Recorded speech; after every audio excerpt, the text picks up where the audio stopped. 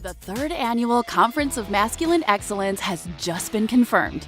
And for the second consecutive year, it will be held at a world-class venue in beautiful Miami, Florida. The posh surroundings and all of the amenities you can imagine will make this event an experience of a lifetime. The CME is focused on helping men to become the best version of themselves, improve in all areas of life, as well as maintaining solid, healthy relationships with their wives and girlfriends. Anything and everything that pertains to dominating life as a man here in the 21st century will be discussed extensively. As usual, your instructors will be an all-star cast of presenters. They will cover topics like financial literacy, health and fitness, mental strength, and much, much more. Included in your ticket is live access to all speeches and presentations, a seat at the live filming of the Six, and the opportunity to converse with the speakers themselves. How awesome would it be to shake hands with some of the most influential men in this community? Breakfast on both mornings is also included, as well as a 5-course meal at the Feast of Champions. As always, the feast will be held on Saturday night and will feature some of the best cuisine in the 305. VIP tickets are also available. Those tickets include priority front row seating for all presentations, entrance to the Cigar Bar VIP meet and greet, which includes an open bar, an exclusive VIP bag, and so much more. VIP tickets are limited, so get yours before they're sold out like they have been the last 2 conferences. Got a friend who wants to come with you? Got a girlfriend or wife who wants to attend? Are you a father who wants to bring your son? Are you a son who wants to bring your father? Take advantage of the +1 discount that gives you a whopping 55% off for your +1. Not applicable for VIP tickets, and your +1 must be 21 or older. Plus, as an added bonus, attendees who purchase their tickets before March 21st will get Donovan's revolutionary signature course, Womanese. That's right, guys. Every attendee who purchases their ticket within the next 2 weeks gets all 5 complete volumes of Womanese absolutely free. This course contains over 600 female translations. In addition to all of those translations, Womanese contains countless hours of instruction and explanation to make sure this invaluable knowledge will stick. This treasure trove of information and wisdom is a $700 value, but you will get it absolutely free if you purchase your ticket before March 21st. The third annual Conference of Masculine Excellence is now the undisputed official live event of the Manosphere. As always, the CME will be free of the backstabbing, infighting, and toxic leadership that has plagued other events. Donovan takes this event and the safety of his instructors and attendees very seriously. He simply will not embarrass himself or his community by engaging in the kind of behaviors that have made that other convention all but irrelevant. So if you've ever been on the fence about attending a men's conference, now is the time. If you allow yourself to be in the presence of true greatness and masculinity, You will come out the other side a better man with knowledge you will carry with you for the rest of your life. You owe it to yourself to take advantage of this incredible opportunity to increase your value and change your life forever. So join us in Miami, Florida, to join a tight-knit community of like-minded men who are focused on self-improvement and having great relationships with their women.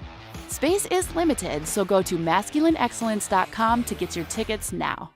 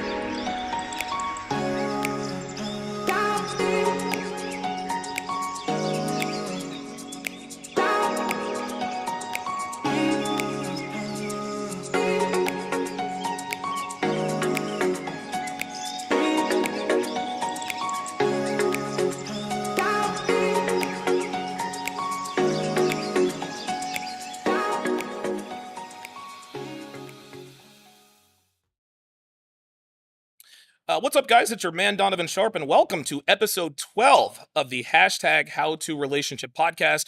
We are joined by 5 lovely ladies, 4 very handsome gentlemen. I'm not in that class yet. I'm just trying to be like these guys. But let's go ahead and get started here. How long was your last relationship? Who ended it and why? My last relationship lasted 2.5 years. And this is for YouTube, right? He had sex with a transformer. So when that happened, I kind of got crazy and, well, we left after that. Did he know it was a transformer? Yes. That's what he was searching for. I did. Oh my God. I did not see that one coming. Okay. So ever since then, I've been traumatized. Yeah, for very good reason. That is a first for me. I've never heard. Suffice it to say, you ended the relationship? Yes, both parties did. Oh, yes. But I initiated it, so. Good for you. Okay. Of all of the reasons we hear about why relationships end, I think that's probably the most legit I think I've ever heard. You know what I think of it now?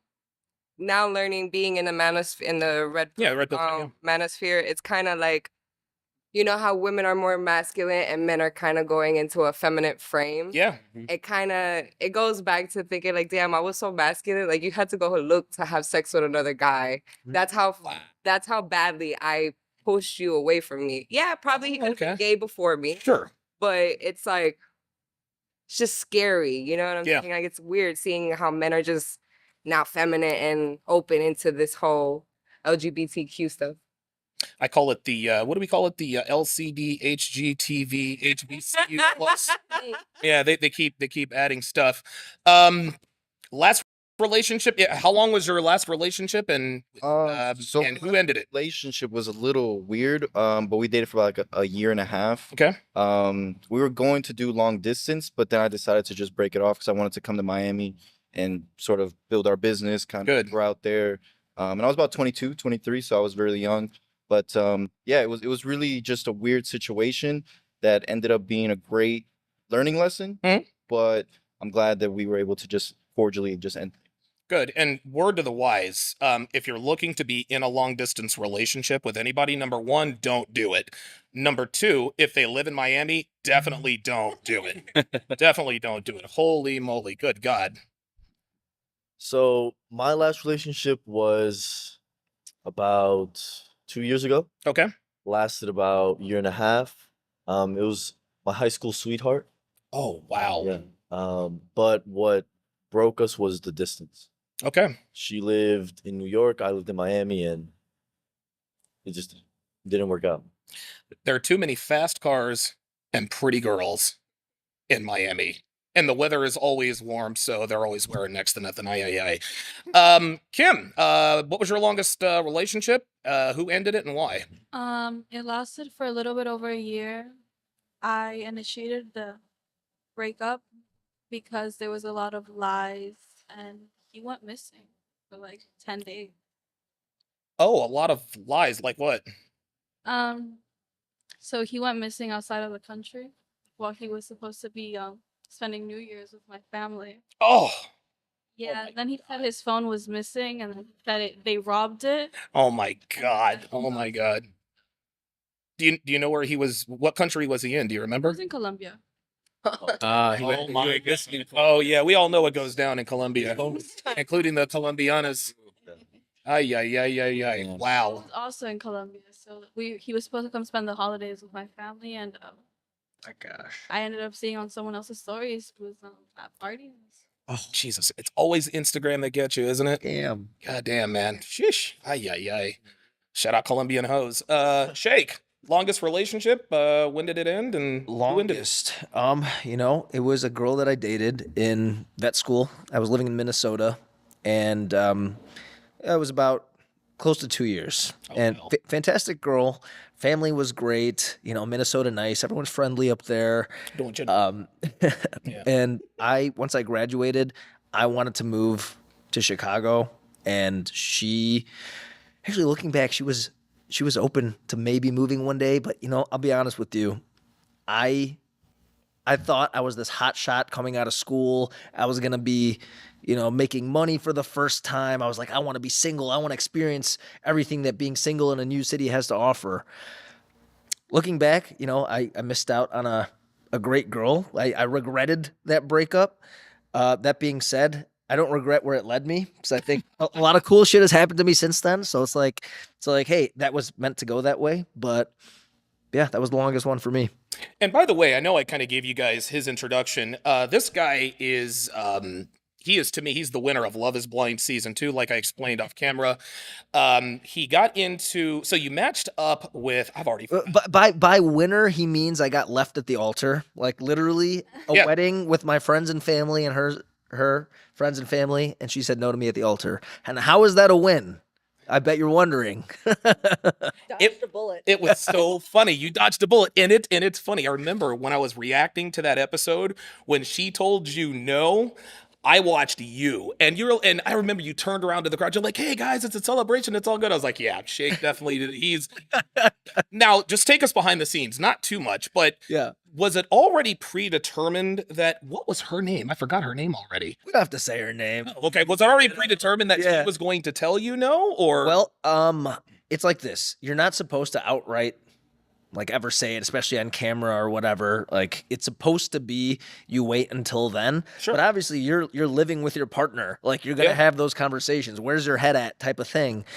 And I don't mind disclosing this completely now. It's been a year since the show came out. I straight up told her, I said, hey, you need to say no to me, because otherwise I'm gonna say no to you. Woo.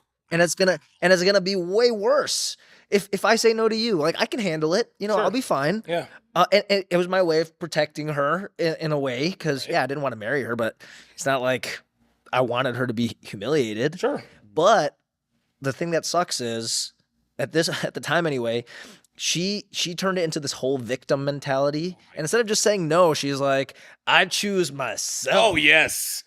It was Yes, I remember that. I mean, I have to give her props. It's hilarious that she did that, but it's just so ingenuine and disingenuous and just so I don't know, contrived, I guess. Anyway, the winning part. Let's fast forward. Let's fast forward to the winning part. So after that, as soon as the show comes out, I meet a stunning blonde girl, just my type, here in Miami. I moved from Chicago. We lived together for close to a year. I just moved into my new place. Here's some updates about my life. Oh yeah, I was gonna say we haven't talked in a while. Yeah, so E and I broke up. We're on great terms. Good. what happened? Miami happened. Straight up. I came from Chicago. I'm like, oh, okay, I know how things are. But how Miami is a whole different animal. I mean, you touched on this, the fast cars, the beautiful women, just the lifestyle. Jesus. The different, people are starting families later in life, blah, blah, blah. And now I'm here. So, I think I'm the winner of Love is Blind. I remember you definitely are. I remember on Christmas Day, I sent you an ad that she was on, and she's not looking too good. No, she's not looking too good. She actually looks twice as large as she used to. So shout out to whoever you. Yeah, dodged the ball. Yeah, she definitely dodged the ball, possibly. Yeah. Okay, Melissa, what was your last relationship? Why did it end, and who ended it? I've never been in a relationship, so... You've never had a boyfriend? No. Oh, wow. Yeah. Okay, why have you never had a... Dig deeper into this. You've never been in a relationship? No. Why not? I don't know. Are you still a virgin? No. But, I've just never found anyone that, I like enough to put in effort and someone who likes me enough to put in effort. Because I feel like I live, a really chaotic life sometimes. Okay. And it's I just need someone who, grounds me a little. Yes. Yeah. Yes. That's actually true of all women. Yeah. Actually. Yeah. You've lived a chaotic life, am I wrong? Yep. You have. I know you have. You're a model. I know you have, and you just admitted to it. Kim, you've got a hand tattoo. I know you've lived a chaotic life. Oh, none of them are saying anything. No, they're like, I'm not going to confirm nor deny.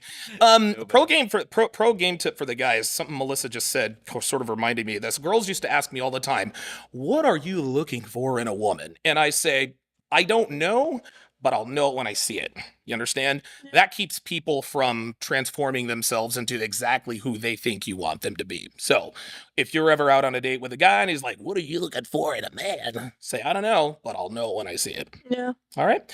Rafi, longest relationship, who ended it and why? Longest was close to 2 years. And that I can say that the 2 serious relationships I've had were good women. They really were. First one wasn't very talkative, which is interesting, and I was very attracted to her. That was when I was in. Oh, she was hot and boring.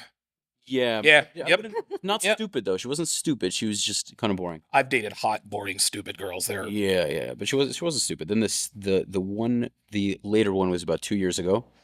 Also a nice girl, more of a spoiled background. Didn't have the ambition. Just wanted to travel, but also wanted to settle down and didn't understand that I couldn't do both. Yeah. You know what I mean? So it was one of those things. But nothing too crazy. I ended both relationships. I've never been dumped. And that is that. Well, you're better than me. I think I've dumped 10 girls. And also no cheating as far as I know. Oh. I didn't do it. I highly doubt they did. Who's to know? But I don't think so. That means she probably did. I know I've been cheated on more. I don't think so. You don't think so? I don't think I have. I'd be honest. Dude, listen, man. I was King Dingling of Las Vegas, and I know I got cheated on. I know I got, but it is what it is. Ronnie, longest relationship. Why did it end, and who ended it? The longest relationship was 4 years. Wow. I knew my boyfriend didn't want to marry since the beginning. But we were so in love. We lived perfectly, no fights, no cheating, nothing like that. Both working, traveling together, perfect life. My man, tall, treat me as a princess every day on the hands and everything. Gifts, financial, no problem, nothing. There's a twinkle in your eye when you're describing this guy. Are there still feelings there? I don't know. Maybe. That's a yes. Maybe. That's a yes. It's okay. Well, I wanted to marry after 3 years. Why didn't he want to marry you? Because he didn't believe in a marriage institution, and he never wanted to marry since the beginning when I asked him how he feel about it. But I continued relationship because I wanted to convince him, and I believe that I can change it because he was so in love with me. Yeah. He proved me a million times that he's in love with me.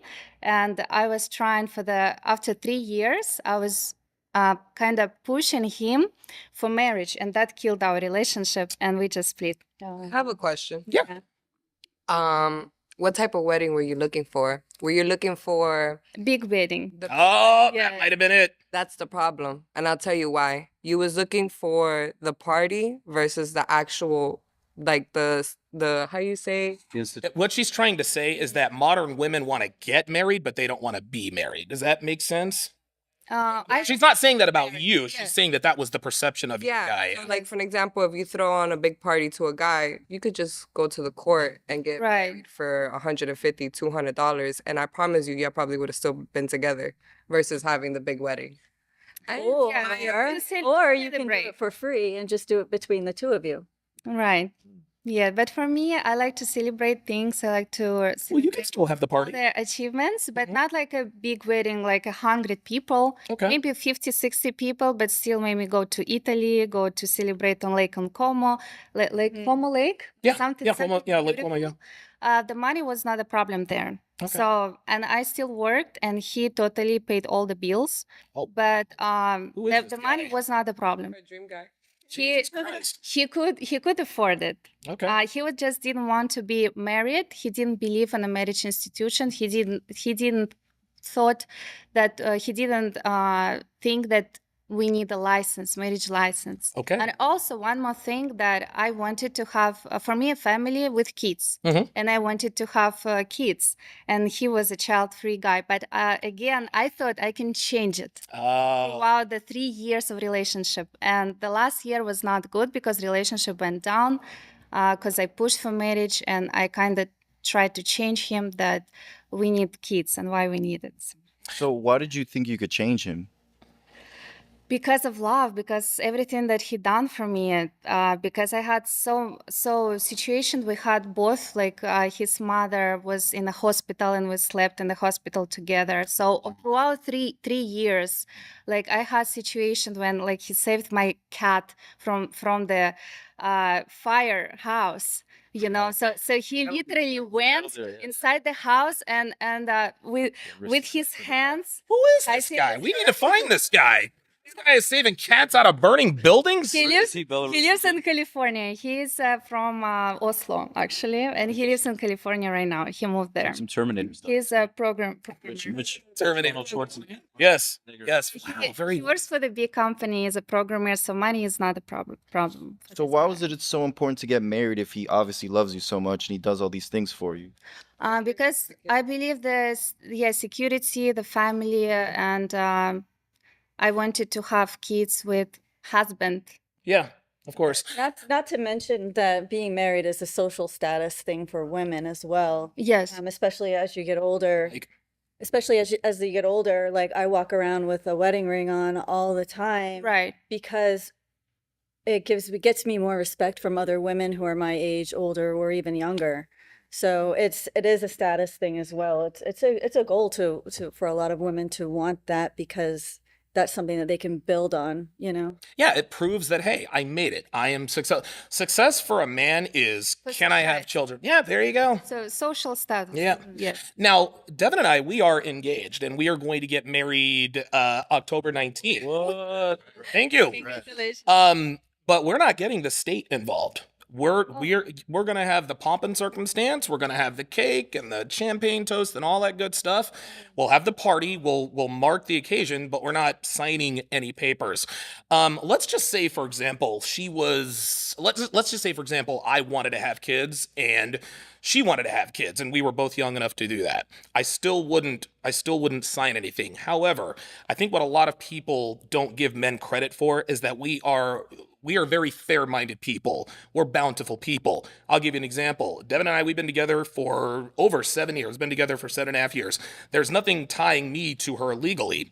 If I should decide to go off and break up with her or trade her in for another model or leave the relationship, I have money set aside for her to take care of her in the event that I should decide. And the reason for that is because she's helped me build this business.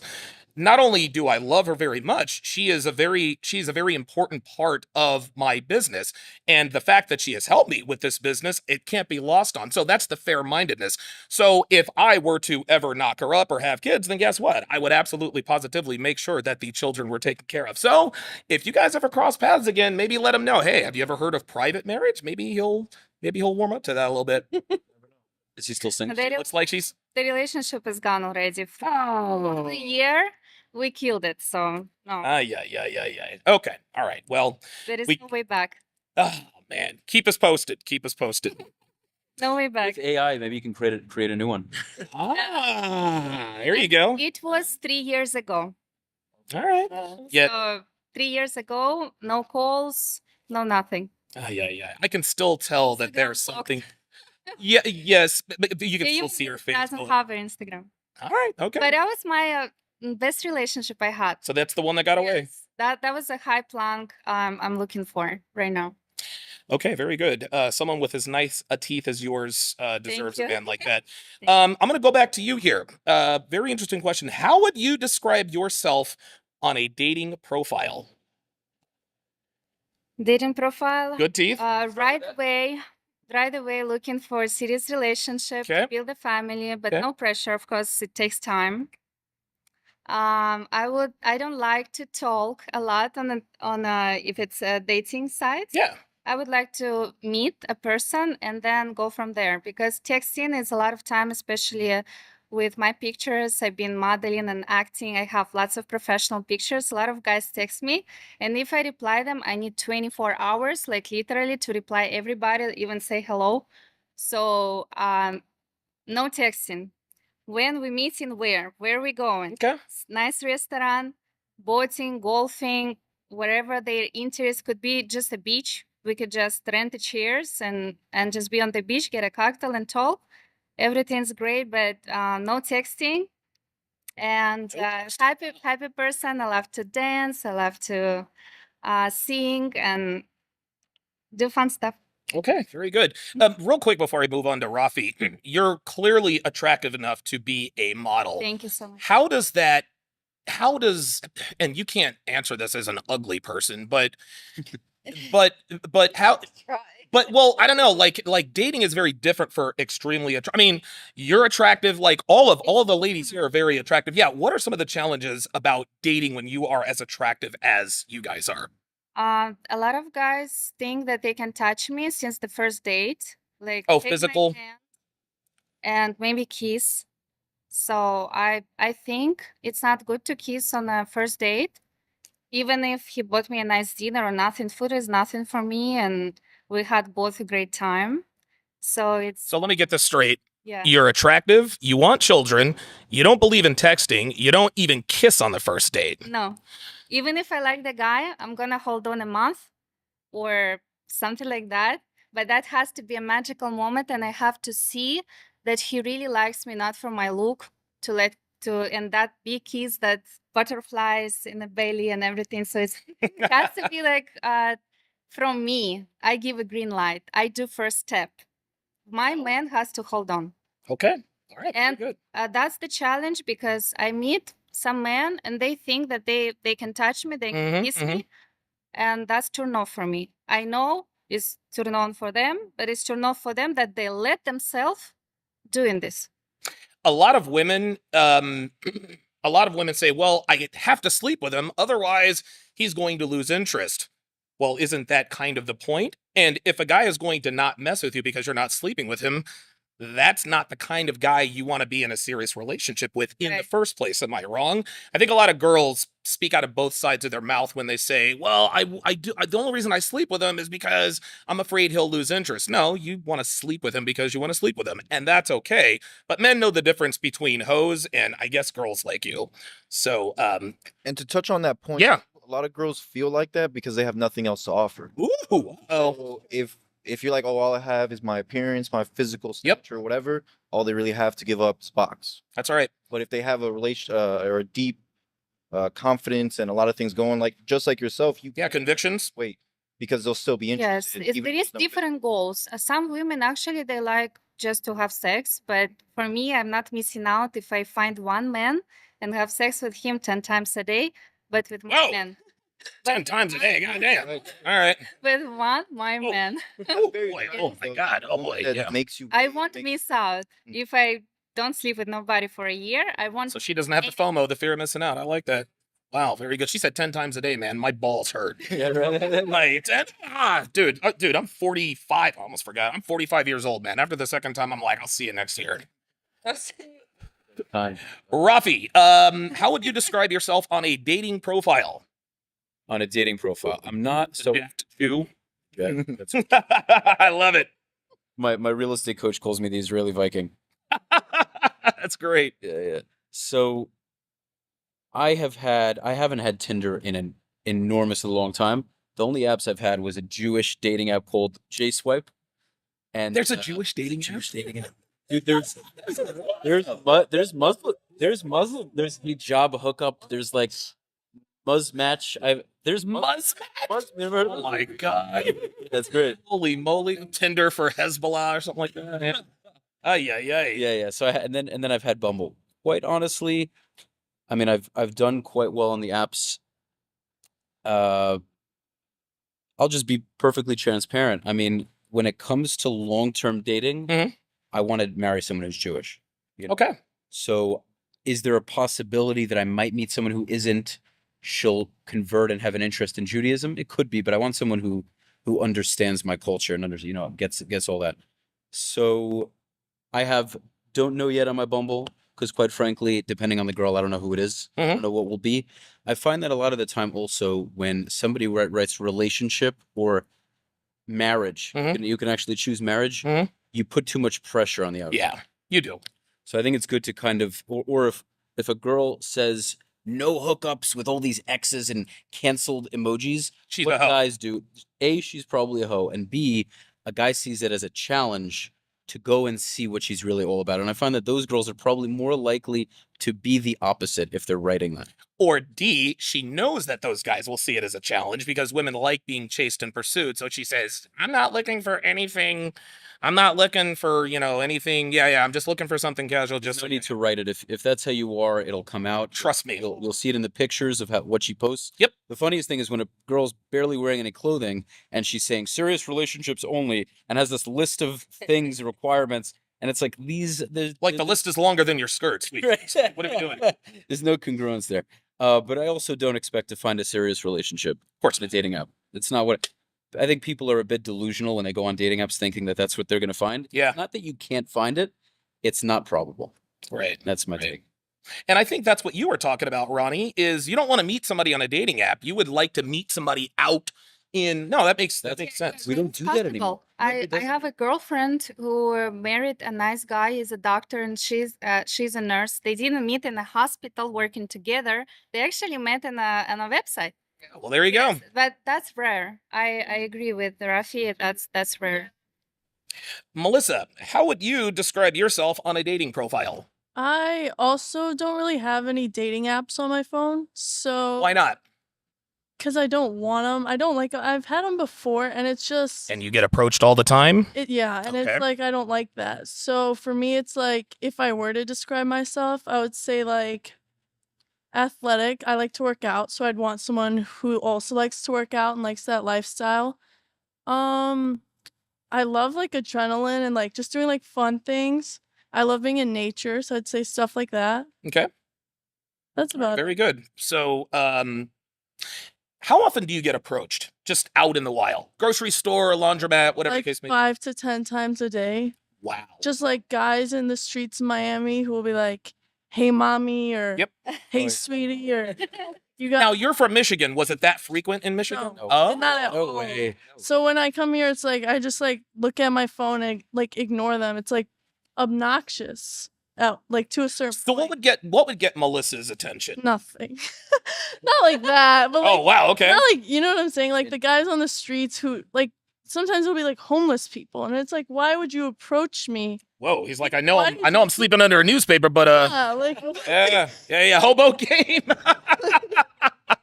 Oh my god. Come on. I just got a brand new tin cup that I can beg with here, yo. Listen, out of those, let's just say 10, how many are you actually attracted to? 0 of those 10, because it's like if I'm walking on the street, like chances are I don't want to talk to any. Like I'll have headphones in, glasses on. Oh yeah, all of the signs that say "Leave me alone." Yeah. So it's like, if you do stop me, it's like take a hint, kind of. Melissa, what if it was like at say a grocery store or maybe coffee shop or even like a club? Like, I would say that's a little more okay, but still at the same time, like women do get approached a lot here.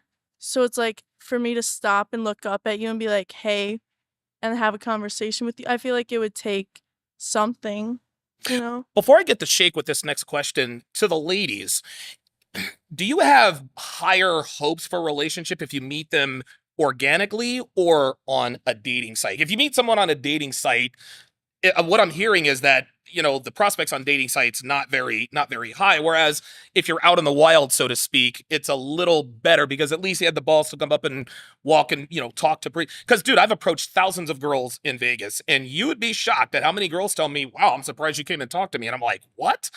Guys don't come and talk to hot girls. So what do you, I mean, so does it give you more hope if guys approach you out in the open or out in public, or if they approach you on a dating app or Instagram? I'll start here. I would say, wow. Okay. Might I remind you, you are under oath. I just, personally, I don't like the dating apps because I use dating apps to get girls for the show. Perfect. So they all think you're into them. Excellent. Yes. That's so funny. I don't per se use these sites for myself. Right. So what you're doing is you're doing a reverse foodie call, Fresh and Fit style. What do you mean? Like, you're not interested in these girls, but No. you want them to pay for the date. Come to Fresh and Fit. Yeah. Bingo. Love it. So That's the hustle, y'all. So good. That's so good.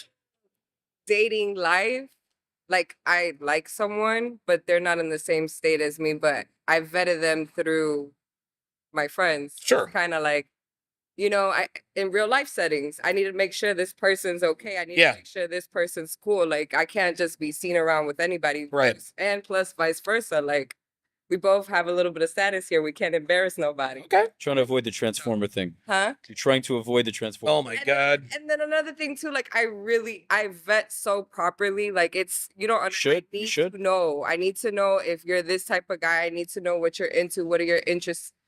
Anything that pertains to that sussy stuff, you're X'd out. You're X'd out.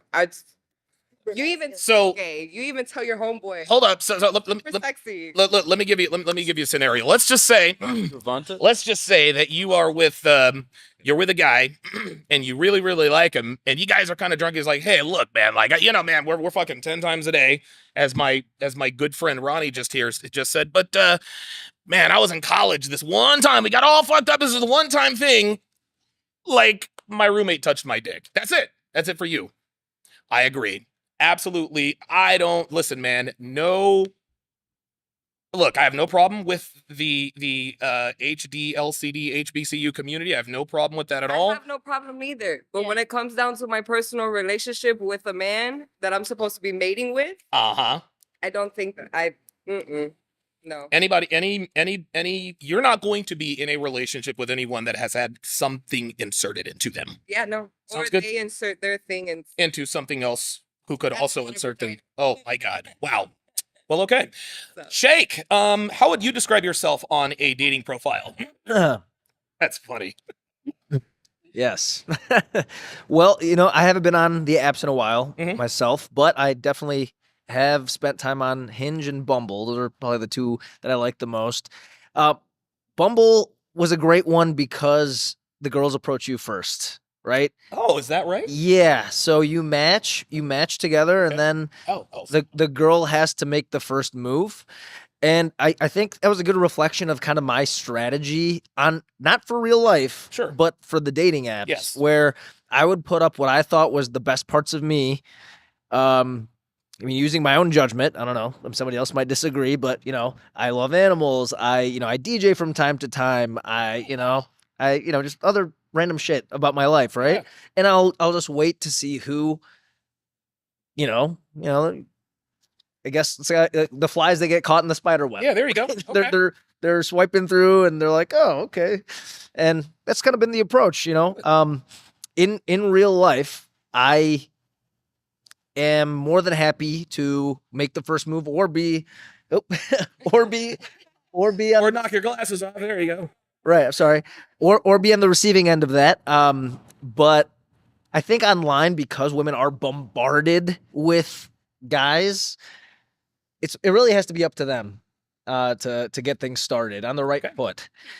And I wanted to touch on, I think apps are a fantastic way to meet people. I mean, maybe not for this select group of people because, hey, we're on a podcast together. We're a little bit more outgoing than normal, Sure, right? that makes sense. For our personality types, I think maybe we don't need it as much. But there's a lot of people who are more introverted and they're not likely to spend their weekend out and about.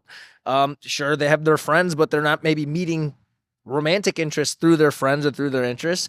And, like a great friend of mine back in Chicago, he met his soon-to-be wife on Hinge, and it makes perfect sense. They're not party animals. They're not socialites per se, but they found a way to connect. So I will never say anything bad about dating apps. They're not for everybody, but they work. So you are a veterinarian who DJs. Yes. Ladies, there he is, my friend. He's also a celebrity, has a blue check mark on Instagram. All right, very good. Sounds like a website, tattooedtraditional.com. Yeah, exactly. Oh my God, I get you guys mixed up all the time. It's because they're twins. Lorenzo. Yeah. The dating apps I have used, I only used one sentence.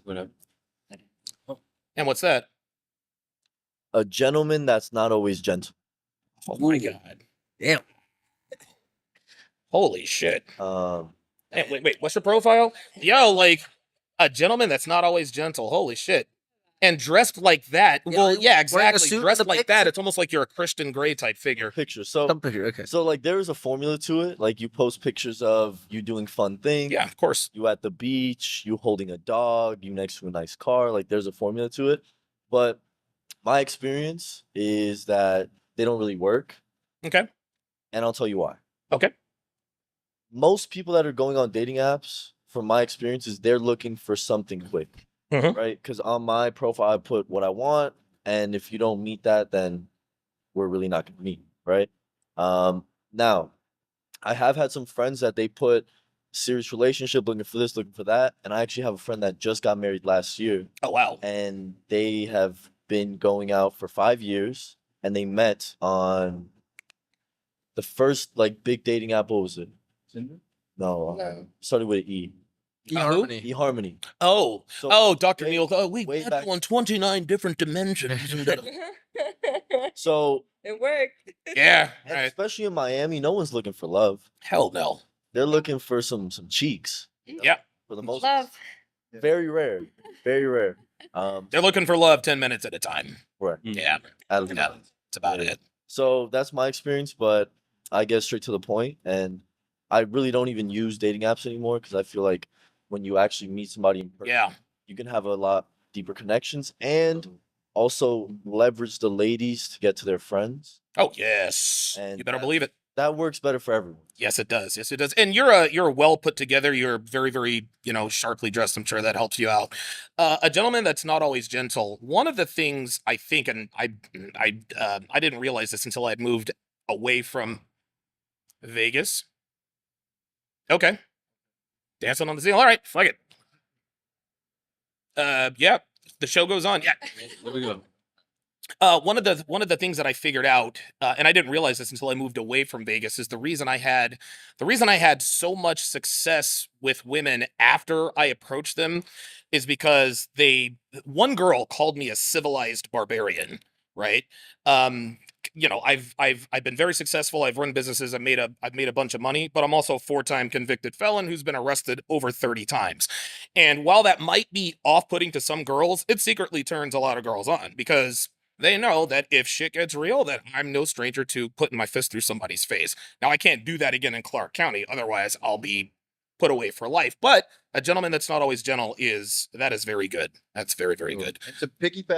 And to piggyback off what he was saying, yeah, these apps are good places to meet, but not only in relationships, but also in business. The best way to find people is referrals. Yes, of course. I have a friend and she's doing this and that. I'd love to introduce you. Same thing with business. Hey, I have this working partner that he's into this and that. You guys should talk. Okay. And all these dating apps are really good places that what I've seen is to promote their OnlyFans or other things like that. So saturate. Oh, that's what you're doing with the Tinder. Yeah, basically shit. So smart though. Because then they'll like as many dudes as pictures, and they'll say, "Hey, just follow me on Instagram," and then it'll. And the guy's like, "Okay." Yeah, but I'm liking. Ay, ay, ay, ay, ay. Yeah. I promise you, we could pull up my phone right now. There is no guys on my Tinder. If not, there's like one that's a transformer that's trying to like me. And it's like, stupid. But I mean, it's a good place to be. Yeah. She said, "Been there, done." Yeah, that's true. That's real. That's real. But it's a great place to meet people. Yeah. But to me, it's kind of damaging because it gives people an excuse to not go out. Yes. Say, okay, well, I don't have to go talk to that girl or approach her because I have 20 other girls that I matched with on Bumble or Hinge or whatever it's called. So I think it's kind of a double-edged sword. Mm-hmm. Good place to be, but I think it's also in the long term very damaging to society. I had a very good friend of mine who was from San Diego. He was a working porn star. And he was cool, I guess, but he was just kind of not motivated by life. We're all like, "Paul, come on, let's go out and nah, I'm going to stay home." And we always wondered why he was never really pressed about going out and trying to meet people.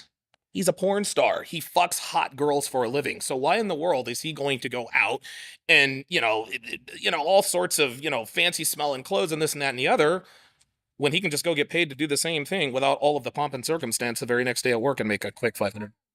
Yeah, totally. Because of love. Speaking to the mic. There's a difference from love and sex, though. Oh, yes. Yeah, she was joking. I see. What, how would you describe yourself on a dating profile other than no Transformers? how do I describe myself? Well, I'm going to put the red flags. Single mother, outgoing, and, that's about it. She's OICTV, guys. Send your... Okay, very good. Now, Devon, I'm going to quiz you on this. If you were trying to nab a guy like me, what would you put on your dating profile? Ooh. Here, just move the mic towards you, then just move it back. Okay. Let's see. I'm a good cook. Ding. I enjoy anticipating the needs of others. I like to take care of people who I care about. Yeah. Okay, let's get married. That's it. I hate working out, but I do it anyway. And why do you do it anyway? Because I want you, baby. Yeah. And I pay a shit ton of money to her personal trainer to make sure she stays in shape. Okay. We are going to get to the main question. Would you give up XYZ for the right man? This is strictly for the ladies. I'm going to ask you one question at a time. I want to know yes or no and why.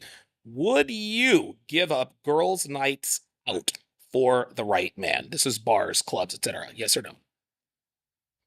Yes. And why? Because my girlfriends is my friends. My man is the priority. My children is gonna be number 2 priority. My parents gonna be number 3 priority. My girlfriend's gonna be always number 4 priority. But number 1 is gonna be my husband because it's my second half. And what I put in a relationship, I want him to be reciprocating. Okay, fair enough. Melissa, would you give up girls' nights out? 19-year-old Melissa, would you give up girls' nights out for the right man? I would say yes, because I feel like girls' nights out, like girlfriends come and go. Your friends that you're friends with 2 years later, like aren't the same people. That's right. So they all come and go. And it's like, if you are having girls' nights, it's like my girls' nights are like staying in, like having wine and just cooking, watching a movie, like with your real girlfriends. But it's like, wow, holy smokes. And you're 19? Yeah. Guys, Melissa on Instagram. Here we go. Yeah, old school. How about that? I would say like the nights at the dinners, the parties, the clubs, like those can go for the right guy. Okay, very good. I have to be on top of everyone. So it's like the drinking and partying, the loud music, like I just sit back and kind of watch and make sure everything's going like smooth. So it's like I don't really need the drinking and all the craziness. She's like a mother hen. Yes. Melissa, do you have any older brothers? I have an older brother and an older sister. That explains and a lot. Closest with my older brother and sister. But that happens often, and some girls are not like that. you know. Well, you also probably had a good father in your life. Probably has good older figures. Oh, her facial expression says otherwise. Spill the tea. What's your relationship with dad like? There isn't really one. Okay. And I think it's just because the way they were raised and the way we were raised were super different. So they're foreign, they're from Albania, and they're super old school. So my dad like bought my mom because you could like buy your wife back in the day. It's common there. Wow. So it's not a culture shock. But like when we come here, it's like and tell people that, it's like wow. But it's like to them it's so normal. Yeah. So it's like for them everything's super arranged and like just growing up with 4 like American kids, there's bound to be some headbutts growing up. Of course. So it's not just me. Like my older sister, my older brother, they also don't have relationships with my father. Okay. Yeah. The general consensus is that young attractive woman who does not have a relationship with her father, daddy issues, she'll end up on the stripper pole, or she'll end up being an OnlyFans girl. Why have you been able to avoid that so far? Because again, 19, Miami, attractive. How? I think it's just being aware of where you are and like the situation. So when I came down here, everyone's like, all the girls have OnlyFans. Yes. Some of them are strippers.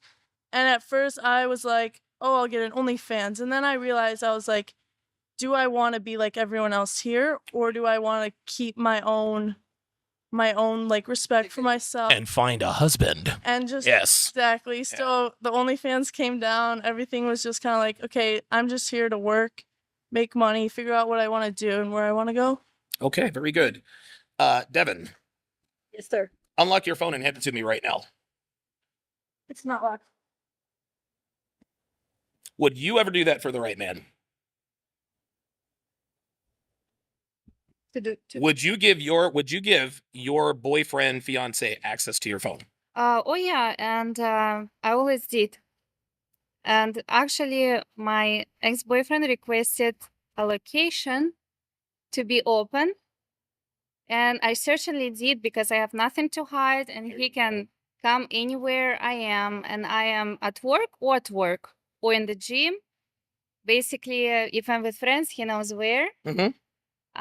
But I know it kills relationship if it's too much of control. But I never had any passwords from my boyfriends, any of them. Okay. Now, but some of them were fighting it. Like, why I have to have a no password on my computer? Why I have to have no password? So they were questioning your transparency? Yes, for security. But I think for security about the phone, it makes sense because you have your bank information, but only if you are already 2 years, 3 years together, or if you guys already a fiance, or I wanted to marry. So with my boyfriend, we had no passwords, and he was totally okay with that. I appreciate it. I had no password also. It's totally fine for me. It's totally fine. We are in an informative world right now. Okay. Imagine before, like 50 years ago or how many years ago, we had like this phone where you have to do it with the finger. Oh yeah, the rotary phone. Passwords. There was no. Yeah, right. So why right now? Because we have iPads, computers, and all those gadgets, we do have to have passwords. We have to have passwords from everybody else, but not from your second half if you see in a serious relationship. If it's just guys, you're just mad and you dating. Well, yeah. Perfectly no, you don't know this person. But if it's 3 years, 2 years, or whatever you feel, you can share your personal information. You share the bed together. You have the women, they can get pregnant and have kids. So why would you not have a secret password? What you said was solid gold, and better than 9 out of 10 American women would say, well, I'm not giving my boyfriend or fiance or husband a password to my phone because I'm entitled to my privacy. What would you say to women who tell you that? Oh, she grabbed the mic and pulled it closer. Here we go. Enjoy being single. Well, can you repeat the question? No, that's okay. A lot of pushback. The American. Yeah, American women. Eastern European here. They're always like, oh, he can't have access to my phone, and this is my this and that. It's totally wrong, and it's It's totally wrong, I think. Okay. But I mean, I'm not judging anybody. Everybody can live whatever how they are, and if it's work for them, it's work for them. For me, I am totally transparent with my second half, and I think the man is priority, and woman should follow man. And I can talk about it a lot. Okay, no, I like that. But one thing you said is, if I have nothing to hide, then what's there to be worried about? There's gonna be nothing to hide, because if I am committed to a man, then I'm only with this man. Okay. I do not need, not for money, not for sex, not for fun, not for anything else, another man. Even if it's work relationship, it's gonna be only work relationship. So my man doesn't have to worry that I will cross that professional line and do have something with this man, because I think it's gonna be stupid. There's no business in between man and woman. If they have sex, it's gonna go down. There's no business. There is or business or relationship together, or if you already have a business together as a couple, that's different stories. So that works. But not like I have a man or I'm married or I have a serious relationship and my man has to worry that at work I have some more than professional relationship. Work husbands. Right. Yeah. No, not for me. Yeah. Wow, very good. That's so interesting. You can prove it. Yeah, I can prove it by giving him all my devices to look at. How about that? Go ahead, Ruff. It's so interesting that you mentioned, I think we spoke about this when you came on my show. Yeah. There's a crazy concept that a woman who doesn't respect her man will choose what she wants to wear. Say he says, oh, don't wear crop tops or don't wear certain things. She'll argue that, but then for her boss at the company, bingo, she will do whatever he says because of fear of getting fired and whatnot. She has this level of respect. Isn't that nuts? Women respect their bosses more than their others. That's totally wrong. Number one, your boss is your man, your husband. Oh, wow. Number two is because your man is going to provide for you, for your kids, but not your boss. Wow. Okay. Very good. Melissa, so you're dating a guy you really like for 2 years. You trust him. He trusts you. Would you ever allow him access to your phone? 100%. Okay. He's the man. Like, go for it. Okay. Like, I'm not cheating. I'm not. Okay. Like, I wouldn't get in a relationship just to hide things, you know? Right. So it's like, I have nothing to hide. Let's say we're on Fresh and Fit. And Myron asks you that question, and the girls turn and look at you like, you are crazy. I would never do that. What would you say to those girls? I would say that's why they're all single on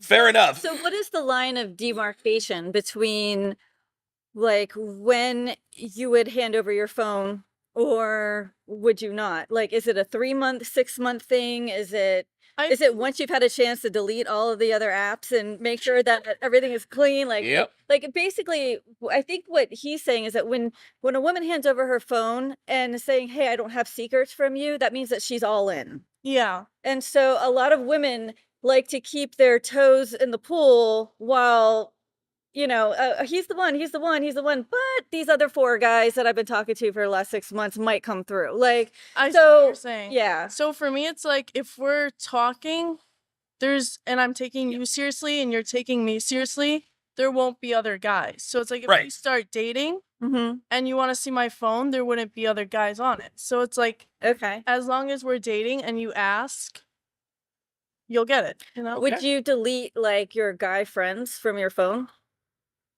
It depends if he's uncomfortable with those guy friends. So if he's like, why is he on your phone or why is he texting you like this? I would explain to him like who that guy is to me and our relationship. And if he's uncomfortable with that, then I would. Okay. Yeah. You know what this one did when she decided she wanted to be with me? What'd she do? She changed her phone number. Why'd she do that?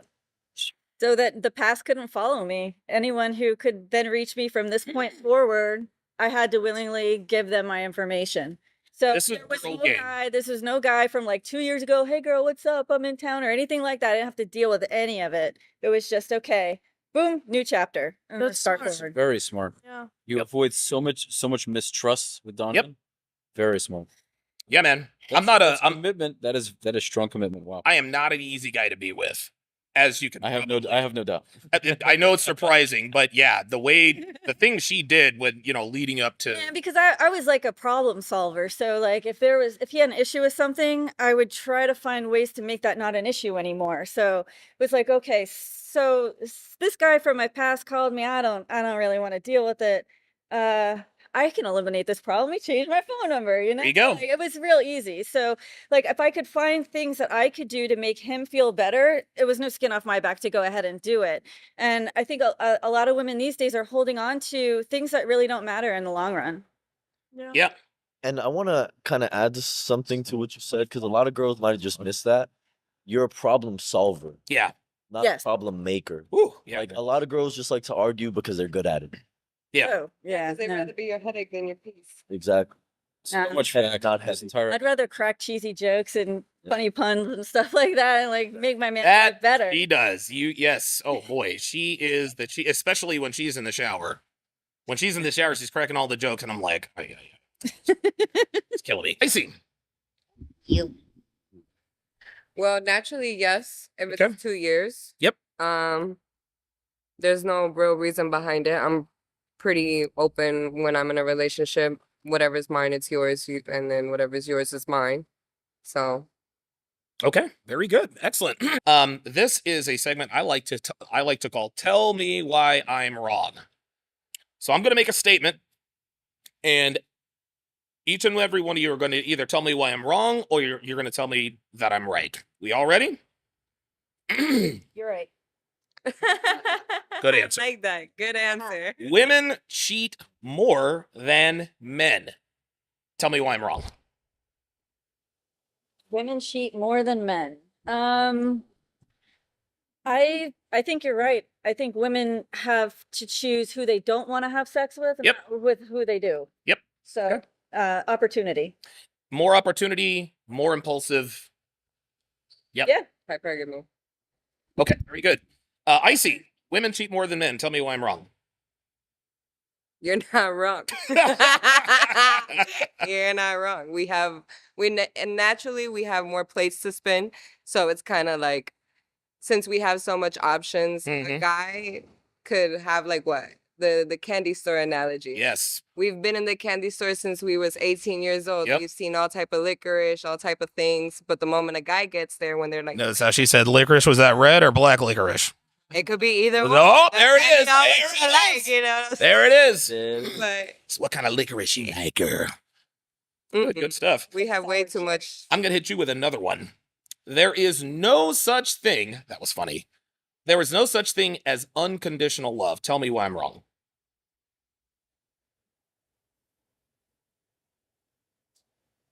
It's unconditional. Meaning is unconditional. Oh, did you understand? I think Yes, she's yes. talking about. Yeah, she's trying to tell me why I'm wrong. Unconditional. Yeah, you're right.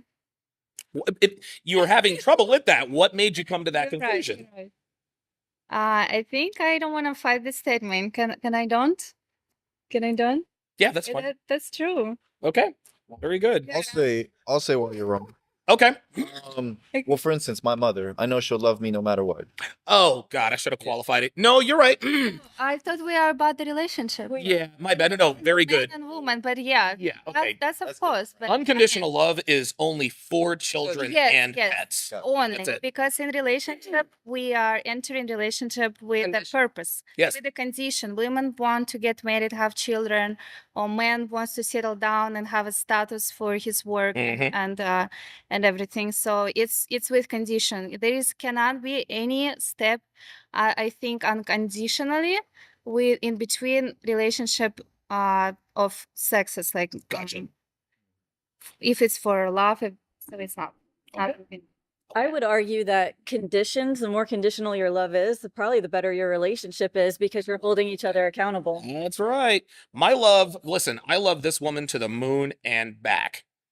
If she gets fat, she's fucking gone, guys. She's gone, man. Like, that's just how it goes. I think you're right. Yeah. I mean, listen, I love her. I like her personality. I like what she does for me. But if she doesn't keep herself physically fit, And I think what a lot of women don't understand is that they're afraid to lose that autonomy because they're afraid that they're gonna be the victim of some sadistic dude out there. Like, oh my God, he requires me to work out. What's the worst that can happen? Yeah, you're in shape. Live longer. Yeah. Right. Right. I look better. Yeah, exactly. Here's the challenging question though, for both of you though. Do you care if he got really, really big? Like, let's say he gained 80 pounds. He wouldn't need me to tell him that. He holds himself accountable. And even let's just say I slipped. You have slipped, but you're still in the gym, you're still working out, you're actually publishing your workouts to hold yourself even more accountable, but also to set an example for others. Let's say I gained 150 pounds. That wouldn't happen. Let's say it did. If it did. I would I'd love to. Start just want to answer that question. Free and there you go. There you go. Do everything in my power to help you be healthier and maintain. But am I going to badger you about it? No, because I know you. You hold yourself accountable. If I'm looking good and you're looking like crap, then our relationship's going to go downhill very quickly because it's either going to cause insecurity. It's going to cause, like, oh my God, she has more discipline than I do. Who's the man in this relationship? It sets the balance off. So, yeah, I mean, if anything, you gaining weight wouldn't make the relationship not work because, oh my God, he gained so much weight. It would be because of the balance of power is off. Why is it that my physical standards for you are so much more stringent than vice versa? Because right now you're in far better shape than I am. Why is it that I don't think you hold me to a different standard. Say again? I don't think you hold me to a different standard. Well, I mean, I'm not in the best shape I can be, and you're damn near in the best shape you can be. Been times where I've been 20 pounds heavier. But you're not. Not right now. Are you telling me that you're planning on gaining 20 pounds? No, and also as I get older, I'm 46 years old. I ain't got a lot of wiggle room here. Okay. Like, I'm not getting more attractive.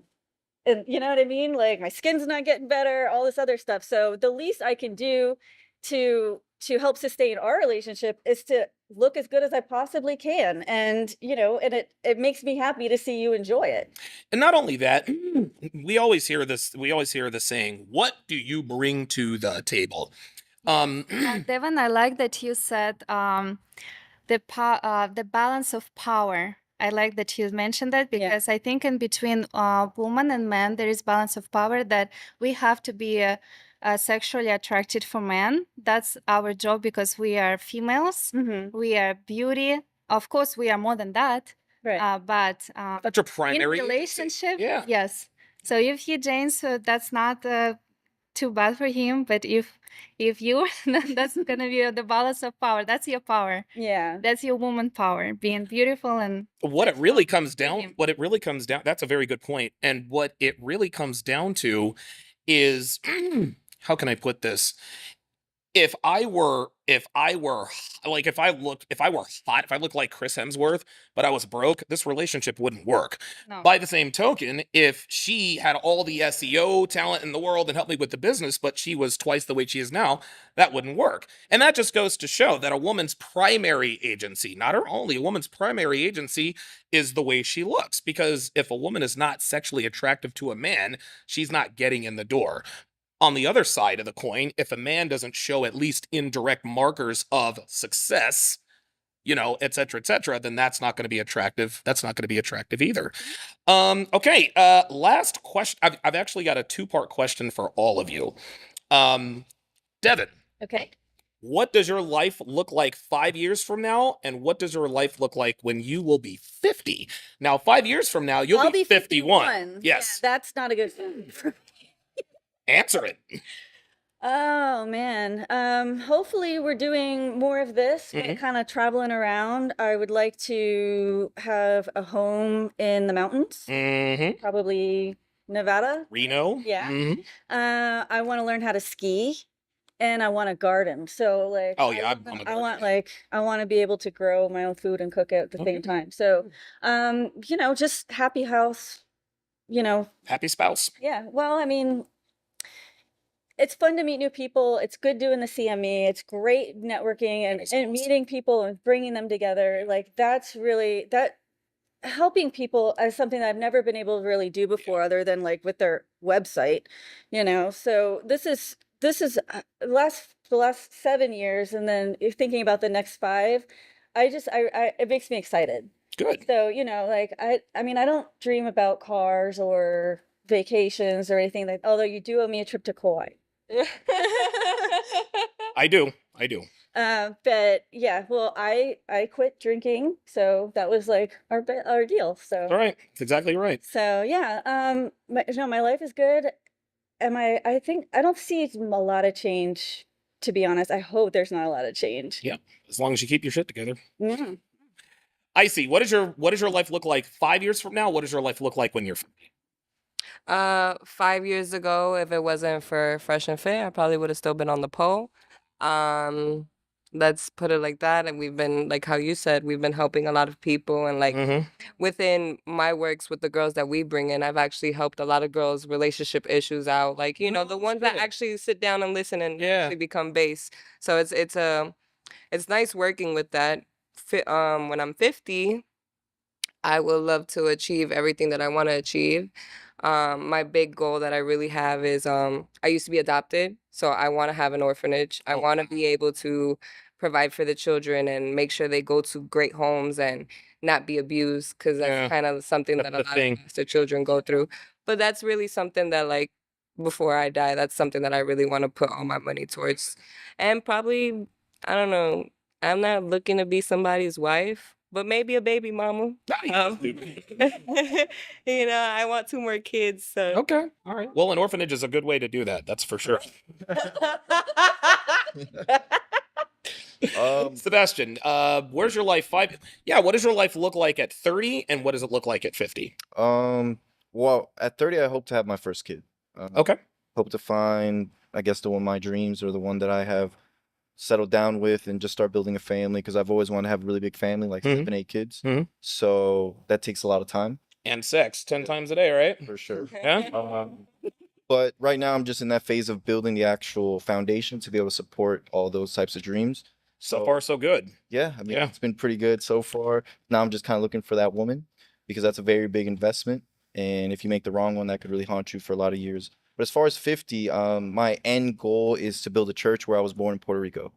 Wow. How about that? And also an orphanage as well, because I had great parents. Like, still talk to them almost every day. And I want to give those kids that don't have any parents something to build them up, because if you don't have good parents, then 9 times out of 10 you're probably gonna be a shitty person. I'm not saying if you don't have parents you are a shitty person, but and listen, I take full responsibility for my life, right? Like, all the mistakes I've made, it's because of me. But it would be disingenuous of me to sit here and say that my upbringing didn't influence my decision making to some degree.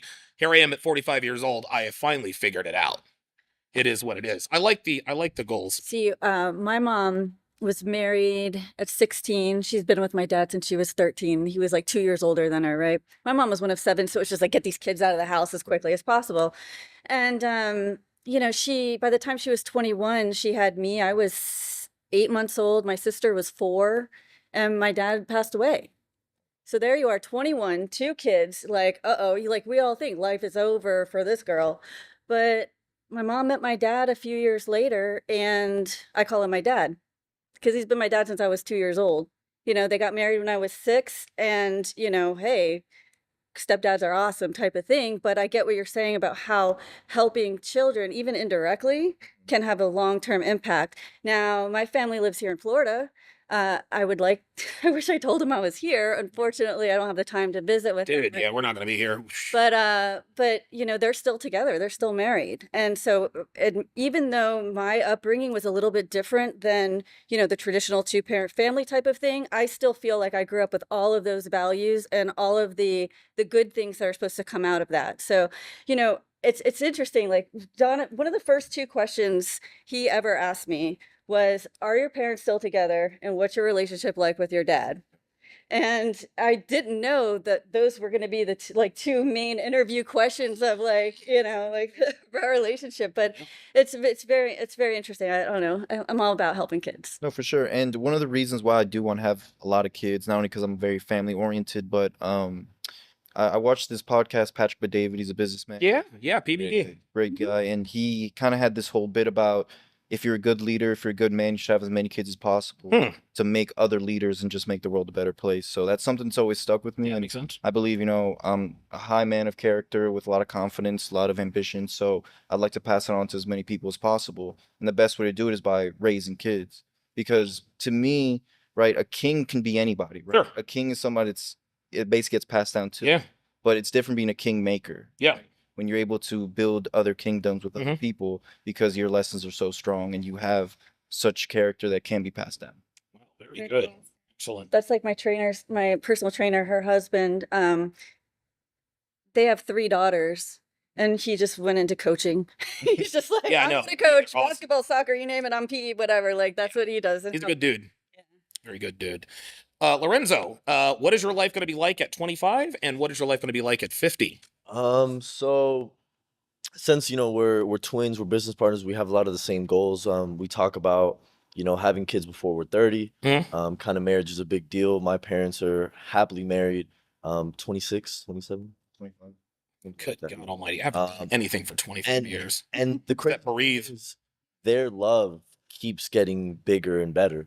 Wow. Ever since we left the house about 2 years ago, they just had something ignite inside of them that they go out more. Like it's amazing to see because it's inspiring.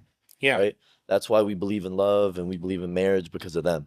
So, yeah, in the next 5 years, married, hopefully have my first kid. And then when I'm 50, if I even make it that far, same kind of deal, pass something on. With the amount of things we got on right now, multiple businesses, writing books for kids now. We want to pass something down to our family because we're the oldest males in our family. Oh. And we have 6 other cousins, all younger than us, males. Okay. And, wow.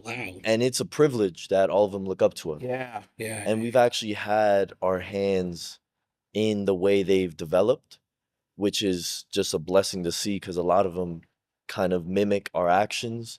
They like to work out. They like to learn about money. Breath nice. They don't compete, but it's. I was gonna say there's no. Yeah. I was gonna say they can try as they might, right? But it's infectious to pass an idea down and then see it grow through somebody else, and I think that's something that every man has to kind of shoot to get to, and that's true success for me is seeing something that you taught get passed down, and then they grow, and then they pass that down. So building a legacy is, I think, the most important thing. Good. Very good. Kim, what is your life, and how old are you again? 18. 18. So what is your life like at 23? And if you can think that far ahead, what is your life like at 50? My man, having my first kid. I sell vintage clothing, so I want a store, and I want that to be able to provide for my family back in Colombia. Okay. And when I'm 50, just having time with my kids. Shake, what is your life like at 39? What is it like at 50? I'm actually 34, but Well, 5 years from now, you'll be 30. Oh, right. Oh, yeah. Shit. Okay, right. My bad. Yeah. I'm a math guy. Yeah. My life. Right. Shake's like, dude, I'm only 34. Well, you know what? The gray hair makes me very self-conscious sometimes. Oh I'm like, God, people think I'm older than I am. No, you're right. At 39. So it's interesting because up until fairly recently, I thought my life was going to be buying an animal hospital in the Midwest in Chicago and settling down and just kind of, it's just a very traditional path, And then Miami happened. Yeah, exactly. Miami happened big time. Being here, also going on Netflix. I think that opened my eyes to a lot. Seeing how different people live and how, that side of the world, showbiz, and how exciting that is, and how different personalities come together and make really entertaining things. But also the people I came across along the way, the show producers, the creators, and seeing how they've become successful. And like it's such a, growing up and going to vet school, it's like such a different path than the creative route, right? Where you're creating something out of thin air and entertaining millions of people. So I'm not saying that's where I want to go, but being around people like that and being in Miami where people have made money so many different ways, and it's a very inspiring thing. So now at 39, I one thing is for sure, I want to be a veterinarian forever, but I don't want to use it as my source of income. You know, I love doing it. I enjoy it. There's a lot of, you know, it's a fun job. It can be a very fun job. But I have a AI startup I'm working on that I'm really excited about. So essentially the premise is this. Right now, big tech generates billions of dollars using our data to basically sell advertisement. So our iPhones are listening to us. Alexa's listening to us. God, they are. Our browsing history. Sometimes we think about something and all of a sudden it pops up as an ad, right? Bam, dude. Swear to God. But it's all the money from that's going to big tech. So my startup is called OpenAd, and what we want to do is share that revenue with the end user. So we have an AI chatbot that's going to talk to you and learn about you. I don't know if you're familiar with ChatGPT and all that. Yes, we are. So it's very much there now to have a conversation with an AI to understand your browsing history, to understand your shopping, your male, single, you know, this is your disposable income, this is how far you drive to work. Find out everything there is about you, plus your browser history and everything else we talked about, to give you a very focused and detailed shopping experience, and share half the money we generate from the ads back with you. Right? So that's the premise. Half of it? Up to half. That's very lucrative. Rafi says, he said, wait, I'm sorry. Did you say 50%? So come on now. Come on now.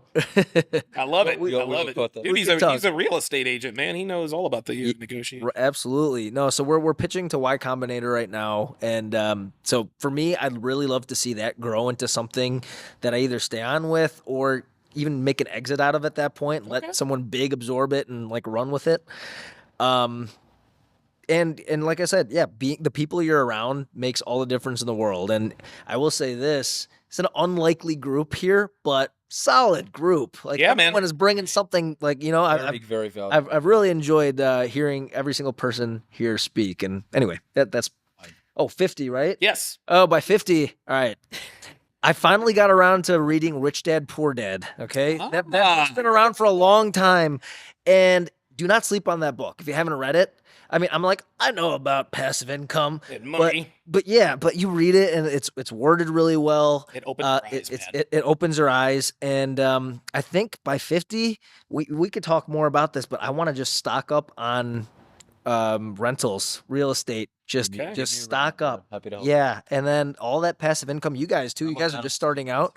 I don't know if you mess with real estate at all, but yeah, it's the best. There's nothing better than that, to just keep buying properties, rent them out, have them mortgaged out, cash flowing, but also building the equity. That's right. And then by the time you're 50 or sooner for you guys, maybe you're all paid off and you can pay for your 10 kids or, you know. you can buy a storage house for all your suits. Yeah. Exactly. Yeah. Melissa, what does your life look like at 24? I would say I would want to know what I'm doing, like, for work. So I'd want, like, my own marketing company and a little bit of real estate. And then I'd also want to be looking to, like, have my first kid soon, or, like, make sure I'm in a serious relationship. And then I would say not be in Miami, that's for sure. I think Miami's, like, for the year and then head out. So it's like I wouldn't want to take Miami seriously. And then I would say at 50, I'd want, like, a lot of kids, just be at home, make the husband happy, make sure everything's good. Good. Yeah. Good. Like, Ralphie, where do you see your life at 34? I'm 34. You got my age. Okay. Yep. So I have a really good memory, guys. I see that. I've noticed that. Can't get away with Wait, it's the what? It's the what? this guy. Oh. Yeah, I have a hyper eidetic. I remember it all. And by the way, though, knowing his personality, if he didn't have a good memory, he'd find a way to have a good memory. Yes, that's right. Figured. That's right. So by that time, I want to have 4 to 6 kids, definitely married, traditional monogamous, to a Jewish, definitely. And I love the Jewish joke you made, by the way, very solid, the 50%. So yeah, I love that stuff. I love that Jewish, You and Sosnick, man, you guys are right. It's awesome. So in terms of. Yeah, definitely want to be married and highly successful in both real estate and a podcast to do as well. Okay. And to make a lot of money and do what I love. So those are 2 things I love. At 50, I want to be even more successful with all those same things, but what I really want to do is two things. I was raised by a single grandmother. My mother was homeless. I never met her. Only time I met her was when I buried her. Yeah. And never met my dad. I only recently met that side of the family. So I do also want to do something similar. And if I don't open some sort of orphanage, giving money to it and helping them in any way they need, moral support, being there for them and whatnot. And it's funny that you mentioned, I also love animals too. So I don't know if I would open my own thing necessarily, but I'd love to give toward it. So those are definitely good. Very good. All right, Ronnie. What does your life look like at 35, and what does it look like at 50? I would like to. So me, in 5 years, I'm going to have a supporting or maybe lead role in a movie where I would be the best fit for it. Okay. So I can bring to the character everything that the director needs and create a story that everybody's gonna enjoy. Okay. It's gonna be a beautiful movie, and at the same time, I don't know how. Right? Because It's a prediction. It's all good. actor's life is 24 hours or Yes. 7. But maybe, at the place I will be surrounded a lot of people, because I do believe more that you have to see the person you like, and it has to be somewhere unexpected, maybe grocery store or anywhere I will meet my man unexpectedly, not the website, because I need to feel his movements. I need to see his manners, how he talks, how he moves, how he grabs that milk from the shelf at the grocery store. He's right. Things matter. And that's gonna matter. Not like I'm gonna blind date and then this only by manners of this man I might not like him, or smell or something else. So it's very important. And maybe at the movie or showbiz industry or anywhere else on the street, when I'm just walking or running in the gym or something, and he will be like, "Oh my God, yes, in 1 month we get married." He will give me a ring right away. We need to find this guy in California, man. We're gonna kidnap this guy. Yeah, we go to the Bali for the honeymoon and then get pregnant there. They're gonna make a rom-com. Wow, she's already got the plans. I'm gonna get pregnant here, and they're gonna make a rom-com after her at some point. Oh yeah, this is great. This is great. Belarusian rom-com. Very good. Yeah. And at 50? And then we're gonna be like doing the kids year after year, every year, and maybe like 3, 4, I'm gonna be good. Okay. But still making movies. Okay. All right. Might be possible. All right. Somewhere, and it's very difficult question when I'm 50. I know. It's 2 decades from now. I'll be 50 in 5 years, less than 5 years. So kids will be great. It's very difficult question. I can come back to you on that. Okay. Yeah, it's fine. I wanted to take the last 5 to 10 minutes of this recording to talk to Shake. In a word, man, talk about your experience on Netflix's Love is Blind. What did you like about it? What did you not like about it? How has your life changed? Do you regret it? Sure. Yeah. So for those of you that don't know, Love is Blind, the show on Netflix where you date, men and women date one another without seeing each other. And in order to progress to the next stage of the show, you have to propose. So you're basically proposing sight unseen based on a, supposed connection that you made in the pods. Now, I will say this. The point it's gotten to now, it just sounds ridiculous, even me saying it. Yes. Like me saying it just sounds absolutely preposterous. But there was a point where people wanted to give it a chance. Yeah. So one season came out before me. It was successful. There were some successful marriages. I got recruited. You asked how I got on that. I got recruited on Instagram. So I got asked to be on season. How they're doing it, huh? Yeah, very similar. Ed and DJ, like you said. Yes, right. So I went into it giving it a legit shot. I didn't go on there to be famous. I was like, all right, I'm at an age, especially living in the Midwest. You get married a little bit earlier in the Midwest. I was like, you know what? I'm 31. I'm ready to get married. Like, if they're coming to me and asking me to do this, why not? ended up being the villain of the whole show. Okay, of like maybe not just season 2, maybe like the whole show. Yes. Yeah.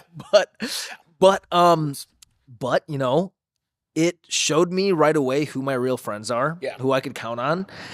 Everybody who knew me in real life backed me up because they were like, this is not you. Like, this is a very sensationalized and like very asshole version, very taken out of context. Oh my God. You know, because like, hey, we all have a sense of humor, right? If you took your sense of humor and just cut it up into pieces with nobody's laughing, right? You look like an asshole. Or worse, if you take like, you know, I say something controversial but funny, instead of like you laughing and smiling, they take a shot from you where you're like, what the fuck? Yeah. And they use that. Yeah. So then it makes it look like, you know, I'm an idiot. Like I can't read the room. Yeah. And, you know, Anyway, that far, it's insane. But it's an attempt. There it is. Yeah. Anyway, Do that all. the show did very well. But no publicity. Stores. No publicity is bad publicity. Exactly. No. So for everything that it got me out there. What is your relationship?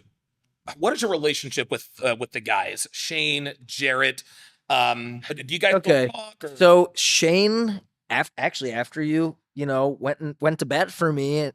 When he made his video, he's like, "Hey Shane, listen up, pal. Shake's had your back, and you didn't have his." He kind of put that out there, and since then, Shane has come and apologized. So thank you.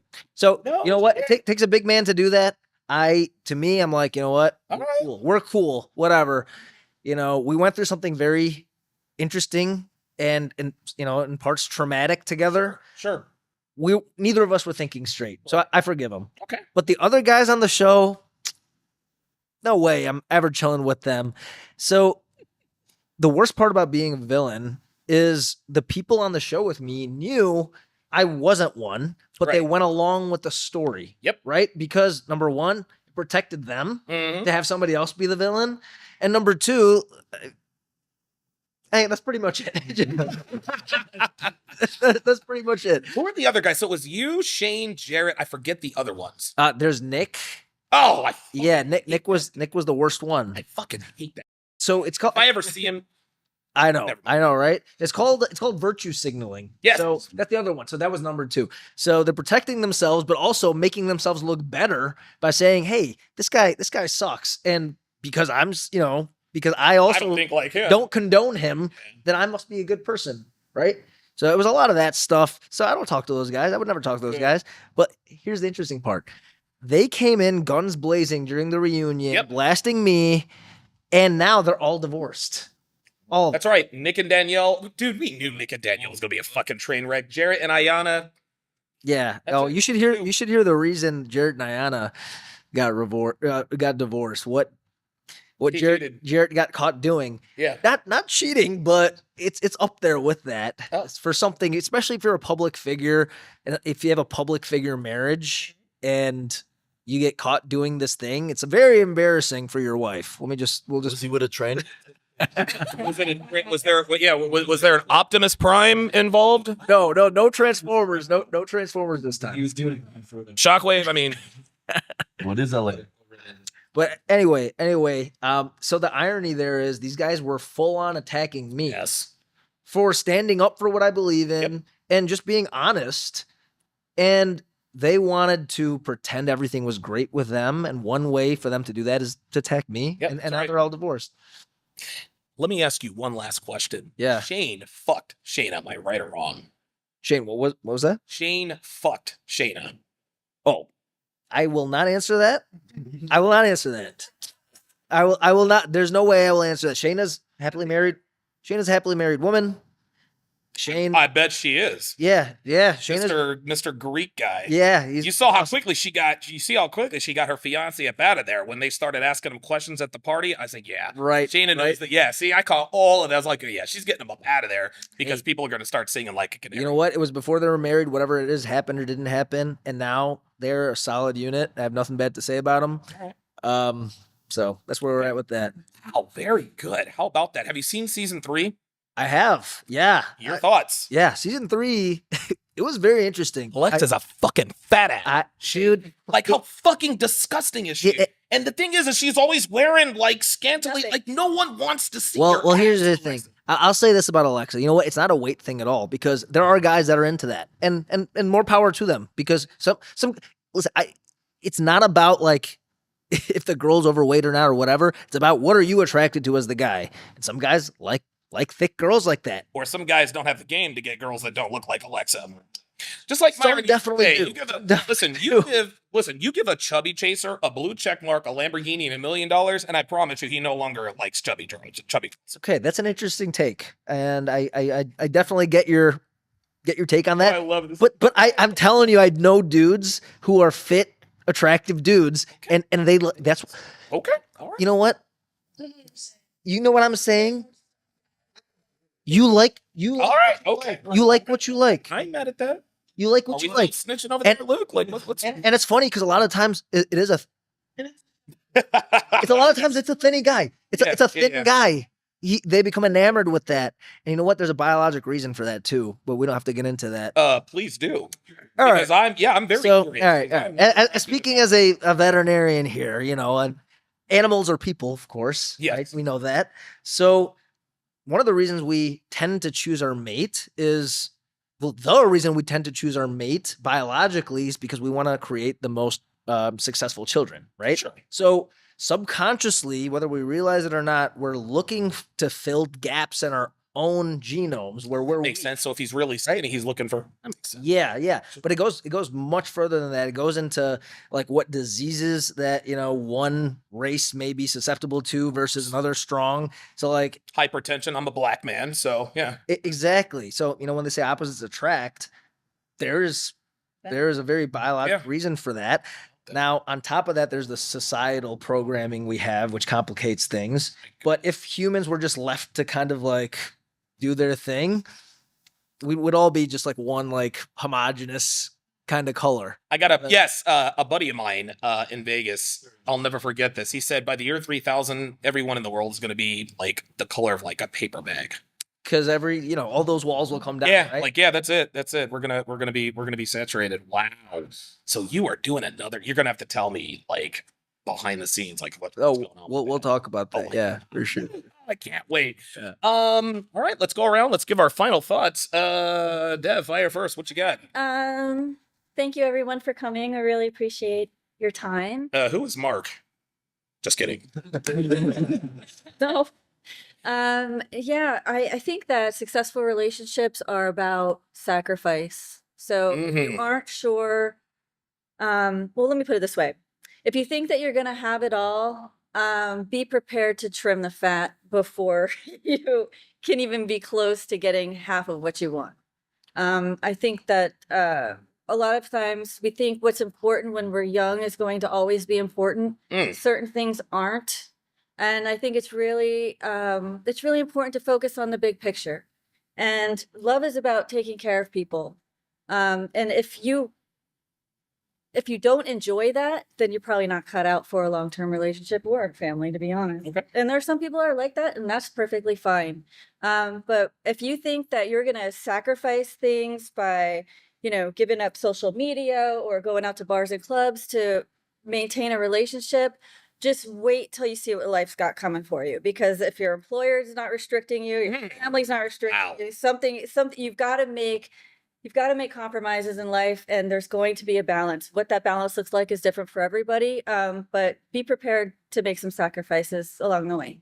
Before I go to Ronnie, because I'm going to go zigzag here, in your opinion, why do you think our relationship works as well as it does? I think our temperaments fit each other very well. You are very gregarious. I'm very introverted. I'd prefer to actually be back there behind the screens. So our differences embolden each other. We fill in the gaps for each other. I think that's why we work so well. That, and I'm willing to say, hey, everything I've done up until this point was garbage. It didn't work. So you tell me what to do. Okay. And being open-minded to that was something that really engaged you, because you were like, oh, look, this girl actually listens to me. What's the first thing I told you to do? Get my ears pierced. There you go. Yep. Final thoughts, Ronnie. Can you tell us what his name is? What's his name? Oh, man, we got to find this guy. We got to find this guy. A serious relationship is not for everybody, but I think it's natural for most people and it's healthy. But I understand if people just don't want to get married, have kids, it's not all their choice. And being in a relationship, I think, is accepting other person and going beyond your ego a lot. Just probably just connection. Yeah, so meeting people in person, maybe for most people, more beneficial in general Okay. than online. But online it also happens, but don't lose too much time in there, guys. Do study, do work, do the podcast. Don't be on the phone too much because Okay. it's not too beneficial maybe to find your husband there, wife, but the business maybe yes. Yes, absolutely. Thank you so much, guys. It's Of course. You represented yourself very, very well today. I think I speak for everybody. And you also have very nice teeth. I think I've said that. I see. You are on the inside of Fresh and Fit. So how did we? Obviously, this is not Fresh and Fit, at least not yet. So how did we do? Yeah, did amazing. I loved it. It was great sharing each other's opinions. Hassle anybody, you know? No. I don't try to worry about those things when I'm anywhere else besides Fresh and Fit. I'm gonna be honest with you. Those Frank Castles come by the dozen. You saw them. You made a video. I did. Our last show was 5 fucking Frank That Castles. was crazy. That was one show. Yeah, man. Yes. And you just see me in the back like, get your purse. Get your purse. Uh-huh. Have they ever gotten physical with you? Nope. No, but I would say weeks ago, one did kind of try it, but she kind of not towards me, towards because it's me, it's Xena, and then it's Red. But Red is like the really skinny, soft one. Right. In the moment, she was really drunk. Myron kept on warning her, sober up before you speak. That's right. He was giving her a chance. Huh? He said, you know what? Get your drunk ass off the show. She started twerking. She went to her bag. She grabbed some money. She got back to Myron and was like flashing the money and then was twerking. I had to run after her and was like, come on. How old was she? Like, you're bugging. Like, why are you doing that? How old is this girl? How old is what? How old was this girl?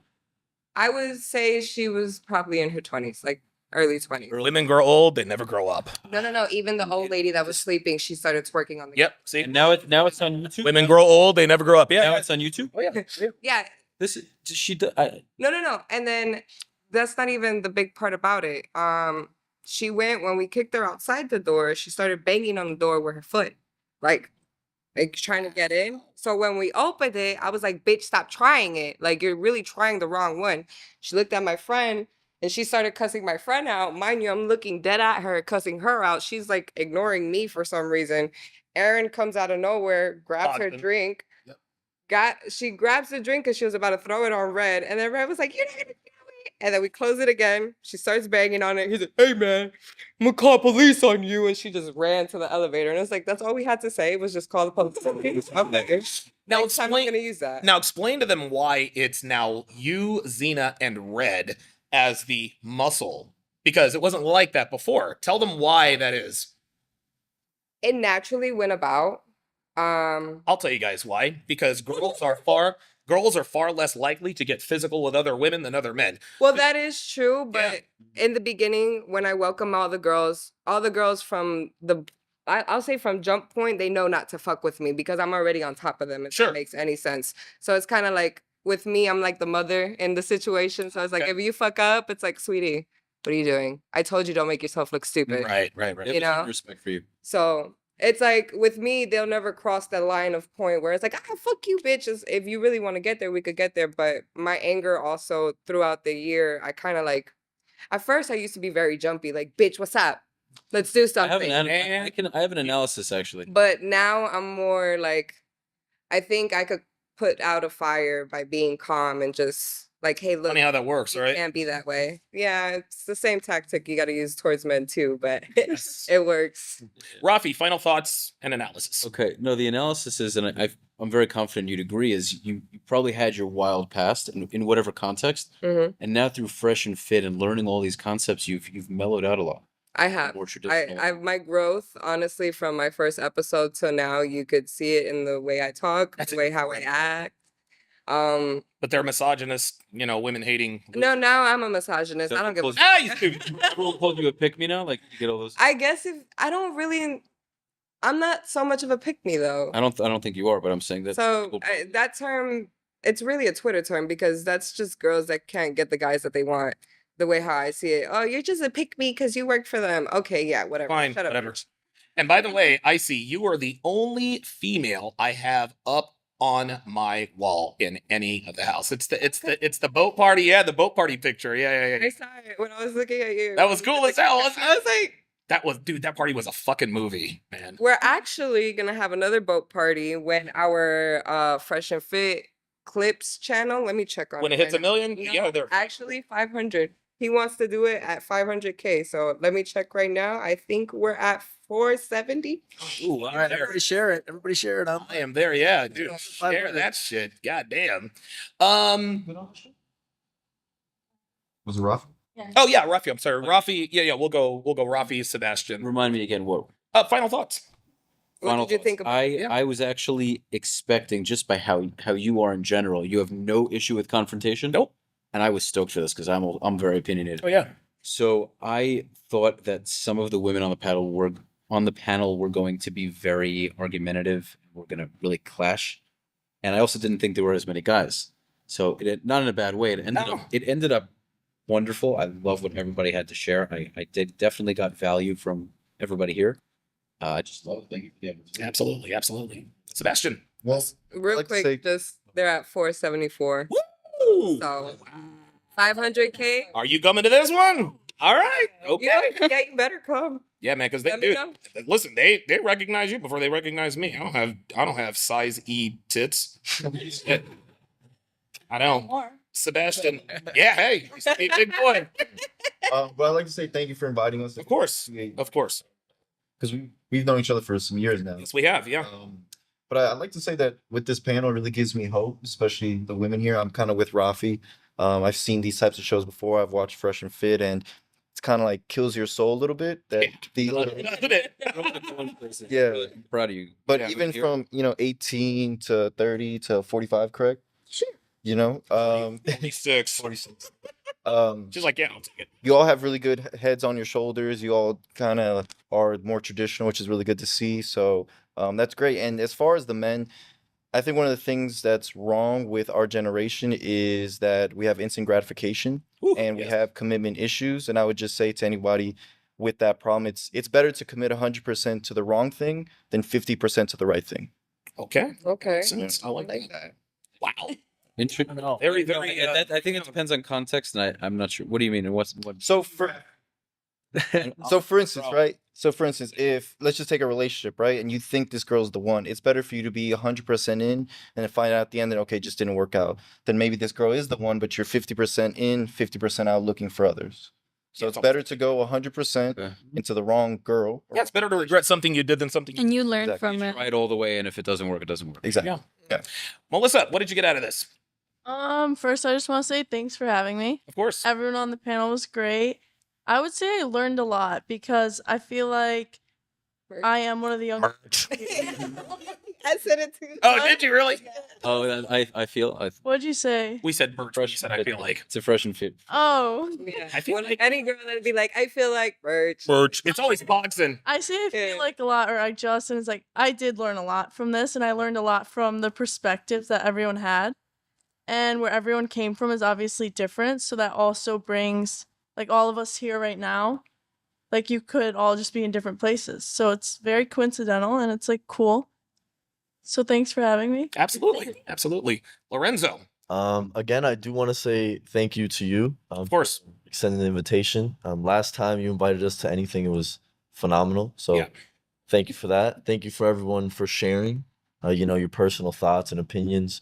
I enjoyed it a lot.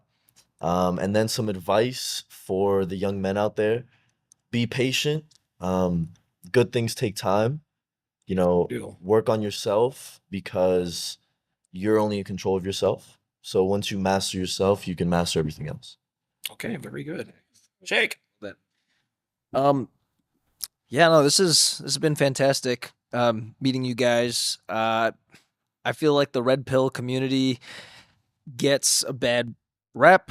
And I also said that I don't agree with everything that you guys have shared here, and that's okay, but I think people think of, this community as like very abrasive and anti-women, and I think today was proof that that's definitely not the case. I mean, I guess we've come full circle. Now I'm hearing very traditional viewpoints. Yes. More than I ever hear anymore. Yeah. And it's just ironic that people find, you guys, or I don't know, the community, to be kind of on the fringe of things when it's based on something that is been in America for hundreds of years, and it's exactly, and it's just been marginalized now. Yeah. That's interesting.